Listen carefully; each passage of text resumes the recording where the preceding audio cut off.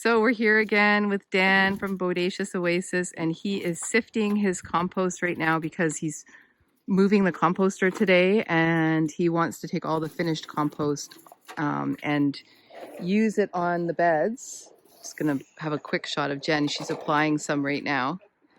Spreading it around on the beds? Yeah, spreading it on the beds to feed the beds and mulch the beds. So I guess when you're moving your compost, you have to do this. So Yeah, it's kind of one of those jobs that maybe you don't want to do very often. no, but you know, at least once a year, when we've got finished compost in there, we do this, and really, the reason we do it is because we don't have a great compost game going yet. Yeah, and yeah. We pile unfinished stuff on top of finished stuff. But if you had sort of one of Louise's setups, Yeah. you know, you're kind of waiting till the end when all the compost is finished. Yes.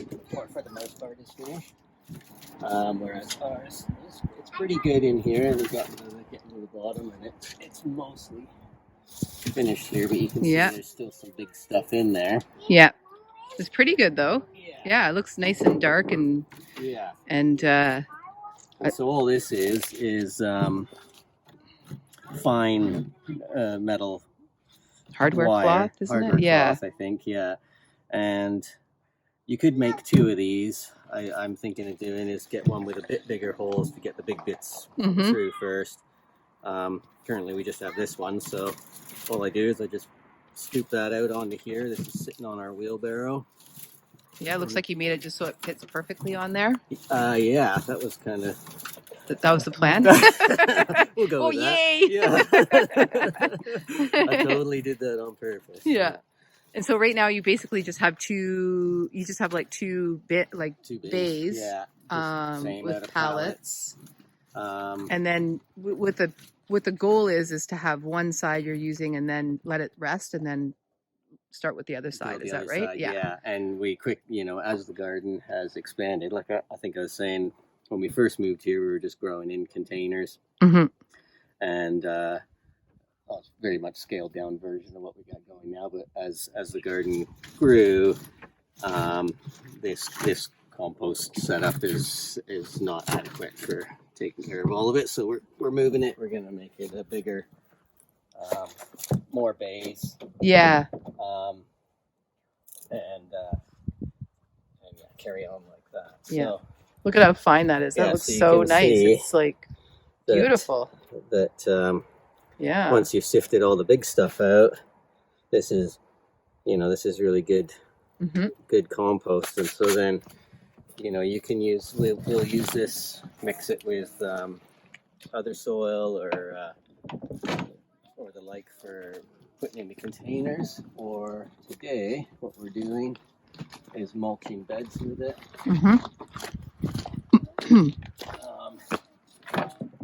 And so these are our two garlic beds for this year. The garlic. When did you plant your garlic? We planted the garlic in October.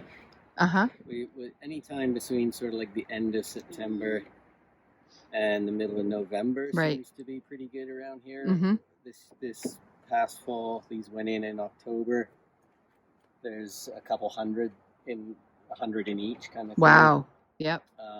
Does that probably almost last you the year then? It's like we still got garlic from that's great. From last year that we're still eating.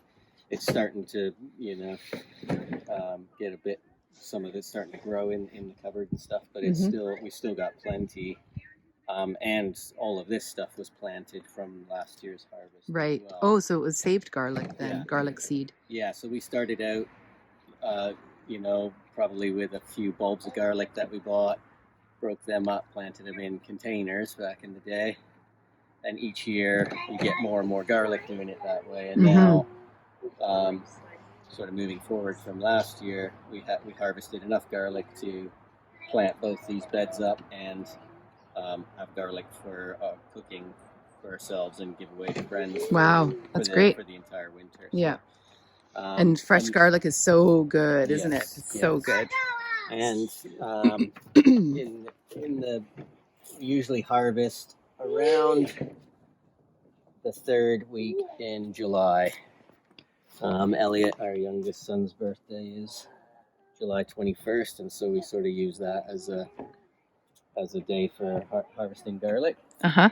And So that these beds are only used for garlic. Well, you can't grow anything in between. It looks like it's pretty, spaced pretty tight. Well, it's not spaced tight, but as well. And yeah. that's another part of the way I do almost all of my beds now is I grow stuff really close together. I think like if you look in a gardening book or on a seed packet for garlic, they'll tell you to space them out. Like a foot or so, foot, isn't it? yeah. And I've found just through experimentation and learning from other growers that garlic doesn't need all that space in between Mm-hmm. it. And so you can pack a lot of garlic into a small space.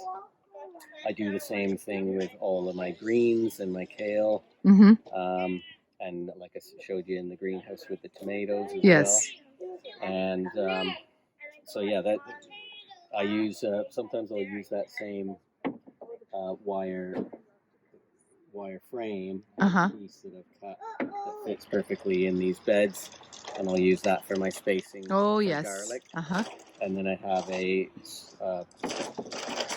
another version of that with smaller squares that I use for my lettuces and my kales, and I just lay it on the soil and put a seed or a transplant of a start into each hole, and that's how I do my spacing. And certain things like garlic I've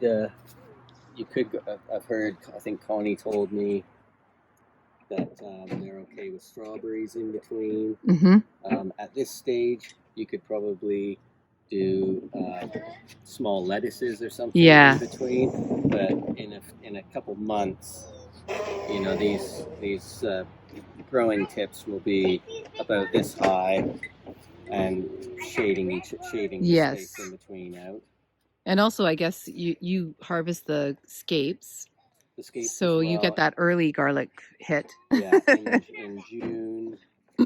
in sometime in June, usually the scapes come. Which, if anybody hasn't grown garlic before, there'll be a curly seed head at the top that has like a pointy seed head in it, and if you let that stay on the plant, it'll put its energy into growing the seeds in that seed head, and would eventually open and self-seed itself. But what we're growing it for is the garlic bulb for cooking. Yes. And so removing that scape or seed head keeps all the energy going into the bulb and gives you more fatter bulbs and more garlic for cooking. And as you say, the scapes are a once a year treat. Yes. Only people that grow garlic really, or if you're lucky, you got a friend that grows it. It's not widely available in grocery stores, and so you get that special treat of garlic scapes, which are great, chopped up and sautéed in butter. I like making pesto. Pesto, Scape pesto is so yummy. Or you can pickle. We pickled garlic scapes once, which is really cool because it looks so neat in the jar. Yeah. So that's another way. Yeah, there's so much to do with garlic. It's such a great crop to grow here because nothing eats it. Yeah. It's a one crop that you can put in the ground. You don't have to really do much to it except for what you're doing now. Especially, I guess you're probably needing to add that little extra bit of mulch and fertilizer because it is so closely spaced too. Is that right? Or yeah. I think it just gives them a little bit of boost. Boost. And on top of that, every year we try and add something to the beds. You can see these beds that have just what looks like leaves on. They're all planted with potatoes, which will come up in the next sort of month or so. And so we do that in the fall. We rake all our leaves on the property and mulch the beds with leaves to keep the, to help keep the heavy rain directly off the soil. Yes. And then in the spring, when we're starting to replant, we add anything like our garden compost we amend the beds with, or Louise Rogers. Tofino Urban Farm. Tofino Urban Farm. Yeah. And compost, we buy a fair bit of compost off of her as well. Mm-hmm. And or other stuff from Trina. Mm-hmm. And we also, in beds that don't have anything in, we'll put some organic slow release fertilizer in a little bit, maybe a couple of weeks ago. Uh-huh. That helps sort of start feeding all the microbes in Yes. the soil. And so every year I'm just trying to amend the beds, keep fresh stuff going in, keep it healthy, and give anything we're planting in there lots of nutrients to grow strong. It's great. What you doing now? Okay, well, thank you. We're going to look at one more time at this beautiful compost. And we're going to keep on doing these videos of how to grow on the West Coast. It's Tofino Community Food Initiative. And we're on Instagram, Facebook, and we also have a YouTube channel. Thank you, and we'll keep on posting.